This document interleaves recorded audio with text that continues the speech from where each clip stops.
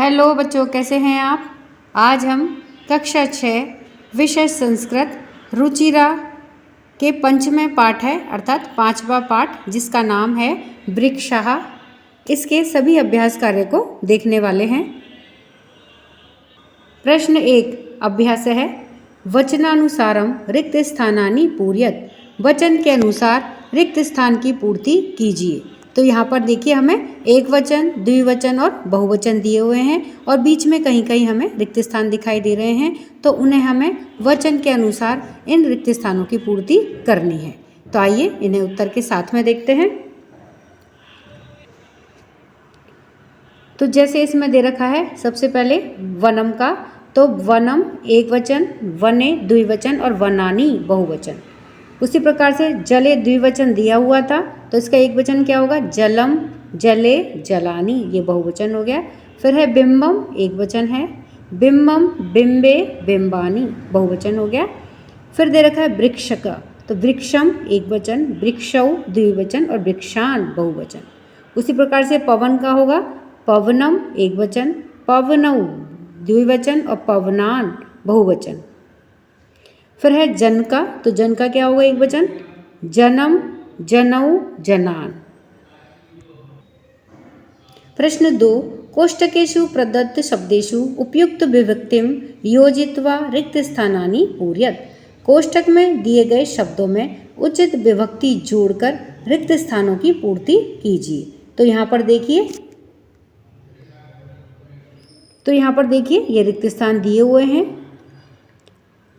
और यहाँ पर ये शब्द दिए हुए हैं कोष्टक में। इन शब्दों में उचित विभक्ति लगा करके इन्हें हमें इन रिक्त स्थानों के अंदर भरना है।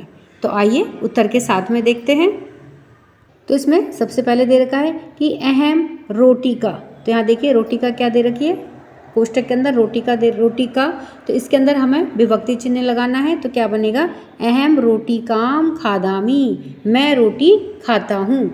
अब है त्वम पिबसी और ब्रैकेट में क्या दे रखा है, जल, तो जल में क्या लगेगा, जलम, में तुम जल पीते हो। फिर है छात्र है पश्यति और कोष्टक में क्या दे रखा है, दूरदर्शन, तो दूरदर्शन में क्या लगेगा विभक्ति चिन्ह, दूरदर्शनम, छात्र है दूरदर्शनम पश्यति, छात्र दूरदर्शन देखता है।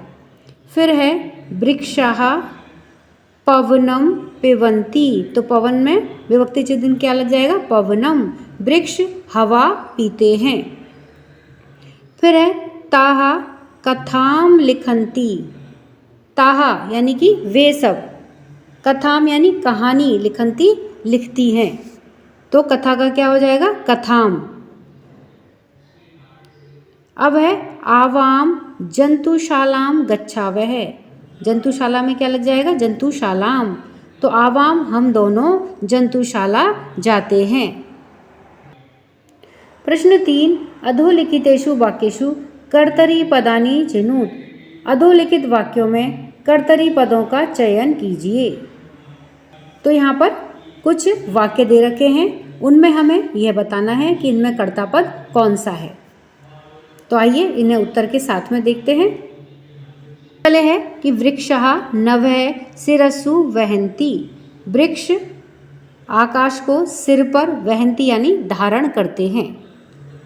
तो इसमें कर्ता पद कौन सा हुआ, वृक्षः, कौन सिर पर धारण करता है, तो वृक्षा सिर पर धारण करते हैं। तो इसमें कर्ता पद क्या हुआ, वृक्षः।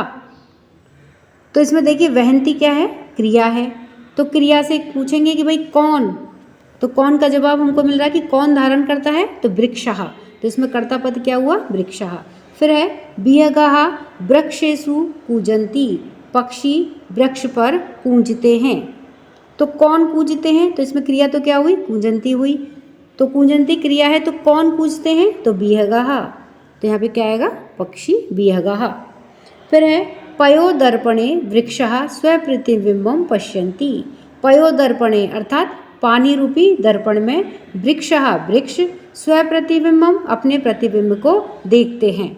तो कौन देखता है, वृक्षः, तो कौन का जवाब क्या हुआ यहाँ पे, वृक्षः, तो वृक्षा यहाँ पे क्या हुआ, कर्ता पद हुआ।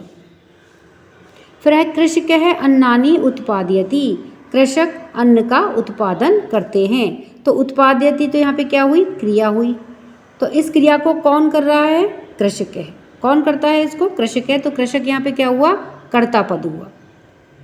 अब है सरोवरे मत्स्यः सन्ति, सरोवर में मछलियां हैं। तो यहाँ पर देखिए कर्ता पद क्या हुआ? मत्स्य अर्थात मछलियां। प्रश्न 4, प्रश्नामुत्तराणि एक पदेन लिखत, प्रश्नों के उत्तर एक पद में या एक शब्द में लिखिए। तो यहाँ पर देखिए कुछ प्रश्न दे रखे हैं जिनके उत्तर हमें एक शब्द में लिखने हैं। तो आइए इन्हें उत्तर के साथ में देखते हैं। तो सबसे पहले है वृक्षः कई पातालम स्पृशन्ति। वृक्ष किस प्रकार से पाताल को स्पर्श करते हैं? तो कैसे छूते हैं वृक्ष? पादई, पैरों से। फिर है वृक्षः किम रचयन्ति, वृक्ष किसका निर्माण करते हैं, किसकी रचना करते हैं? तो क्या बनाते हैं वृक्ष? वृक्षों से क्या बनता है? वनम, वनों को बनाते हैं या वनों की रचना करते हैं। फिर है बिहगः कुत्र आसीनः, पक्षी कहाँ बैठे हैं? कहाँ बैठे हैं पक्षी? शाखासु यानी कि शाखाओं पर। फिर है कौतुकेन वृक्षः किम पश्यन्ति, कौतुकेन यानी कि कौतूहल रूप से वृक्षः वृक्ष किम पश्यन्ति क्या देखते हैं? तो उत्तर है इसका स्व प्रतिबिंबम, अपने प्रतिबिंब को यानी कि स्वयं की परछाई को वृक्ष पानी में कौतूहल रूप से देखते हैं। अब है प्रश्न 5 कि समुच्चय पदई रिक्त स्थानानि पूरयत, समुचित पदों के द्वारा रिक्त स्थानों की पूर्ति कीजिए। तो यहाँ पर देखिए विभक्ति दे रखी है प्रथमा द्वितीय तृतीया और उनके वचन दे रखे हैं एक वचन, द्विवचन और बहुवचन। तो इन सभी शब्दों के हमें एक वचन, द्विवचन और बहुवचन हमें लिखने हैं। तो आइए इन्हें उत्तर के साथ में देखते हैं। तो इसमें देखिए सबसे पहले दे रखी है प्रथमा विभक्ति। तो प्रथमा विभक्ति में क्या है? एक वचन, द्विवचन और बहुवचन। तो सबसे पहले दे रखा है गज का, तो गज है गजऊ गजाहा। फिर है अश्व का दे रखा है, तो अश्व एक वचन हो गया, अश्वऊ दो अश्व, अश्वाहा बहुवचन हो गया। अब द्वितीय विभक्ति में क्या आएगा? जैसे सबसे पहले सूर्य के लिए है तो सूर्यम सूर्यो सूर्यान, चंद्र के लिए चंद्रम चंद्रऊ चंद्रान, ये द्वितीय विभक्ति हो गई। फिर है तृतीय विभक्ति में विडालेन विडालाभ्याम विडालही। फिर है मंडुकेन मंडुकाभ्याम मंडुकही, यह तृतीय विभक्ति हो गई। तृतीय विभक्ति के एक वचन, द्विवचन और बहुवचन।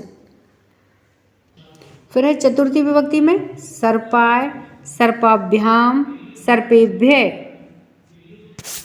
फिर है वानराय वानराभ्याम द्विवचन में और वानरेभ्य, ये बहुवचन हो गया। फिर पंचमी विभक्ति में एक वचन में क्या है? मोदकात मोदकाभ्याम, ये द्विवचन हो गया और मोदकेभ्य, ये बहुवचन हो गया। फिर है वृक्षात एक वचन, वृक्षाभ्याम द्विवचन और वृक्षेभ्य, ये बहुवचन हो गया। षष्ठी विभक्ति में जनस्य एक वचन, जनयोः द्विवचन और जनानाम, ये बहुवचन हो गया। शुकस्य एक वचन, शुकयोः ये द्विवचन और शुकानाम, ये बहुवचन हो गया। फिर सप्तमी विभक्ति में शिक्षके एक वचन, शिक्षकयोः द्विवचन और शिक्षकेषु, यह बहुवचन हो गया। मयूरे एक वचन, मयूरहु ये द्विवचन और मयूरेषु, ये बहुवचन हो गया सप्तमी विभक्ति में। फिर संबोधनम हे बालक एक वचन, हे बालकौ द्विवचन और हे बालकः, यह बहुवचन हो गया।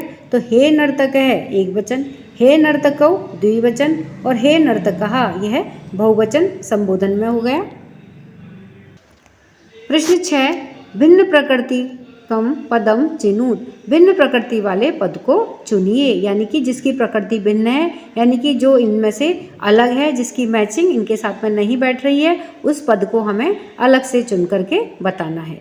तो आइए इन्हें उत्तर के साथ में देखते हैं। तो इसमें देखिए सबसे पहले क्या है? गंगा, लता, यमुना और नर्मदा।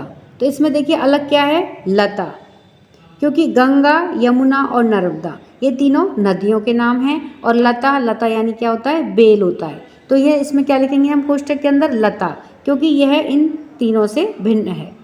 फिर है उद्यानम, कुसुमम, फलम और चित्रम। तो यहाँ पे अलग क्या है, कौन सा शब्द अलग है, चित्रम, क्योंकि उद्यानम यानी बगीचा, कुसुमम यानी फूल और फलम यानी फल। तो ये सब तीनों एक ही ग्रुप के हैं और जबकि जो चित्रम है वह अलग है। उसके बाद है लेखनी, तुलिका, चटका और पाठशाला। तो इसमें अलग क्या हुआ शब्द, चटका। चटका यानी चिड़िया, तो लेखनी यानी कलम, तुलिका यानी ब्रश जो पेंट करने की ब्रश होती है, और पाठशाला यानी विद्यालय। तो ये तीनों एक ही ग्रुप से हैं और जो चटका है वह अलग है। उसके बाद है आम्रम, कदली फलम, मोदकम और नारंगम। तो इसमें देखिए अलग क्या हुआ शब्द, मोदकम। तो यहाँ पे हम कोष्टक में क्या लिखेंगे अलग शब्द को, मोदकम, क्योंकि आम्रम यानी आम, कदली फलम यानी केला और नारंगम यानी नारंगी। तो ये तीनों तो फल हैं और मोदकम क्या है, मिठाई है। तो इसलिए हमने क्या, मोदकम को अलग करके लिखा है।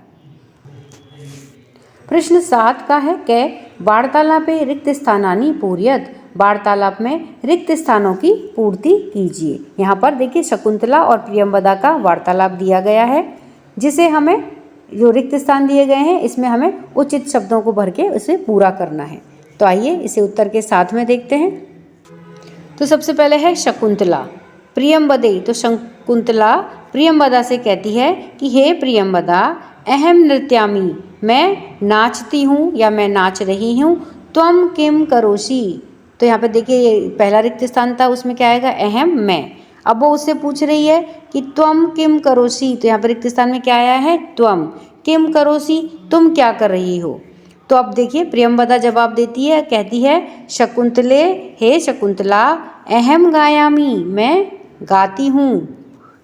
किम त्वम ना गायसी। तो यहाँ पे देखिए रिक्त स्थान में क्या है, त्वम।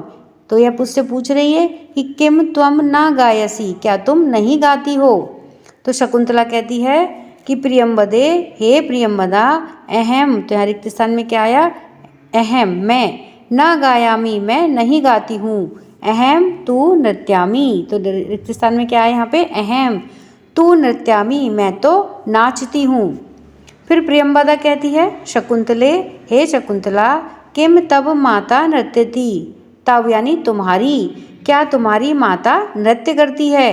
तो शकुंतला कहती है आम, हाँ। मम, मम यानी मेरी, माता अपि नृत्यति, मेरी माता भी नृत्य करती है। फिर प्रियंवदा क्या कहती है कि साधु, बहुत अच्छा। आवाम चला वह, हम दोनों चलते हैं। तो यह शकुंतला और प्रियंवदा की आपसी बातचीत है। प्रश्न 7 का ख है कि उपयुक्तेन अर्थेन सह योजयत। उपयुक्त अर्थ के साथ में मेल कीजिए। तो यहाँ पर देखिए एक तरफ शब्द दे रखे हैं और एक तरफ उनके अर्थ दे रखे हैं, लेकिन उन अर्थों का हमें सही रूप में मेल करना है शब्दों के साथ में। तो आइए इन्हें उत्तर के साथ में देखते हैं। तो सबसे पहले शब्द दे रखा है सा। सा में क्या होता है, वह होता है वह, स्त्रीलिंग के लिए होता है सा। तो सा का अर्थ क्या हुआ, वह। तो इसको जोड़ेंगे हम वह के साथ में। फिर है तानी। तानी किसके लिए बोलते हैं, वे, नपुंसकलिंग के लिए आएगा तानी, बहुवचन। फिर है अस्माकम। अस्माकम यानी क्या होता है, हमारा। तो अस्माकम को किसके साथ जोड़ेंगे, हमारा के साथ में।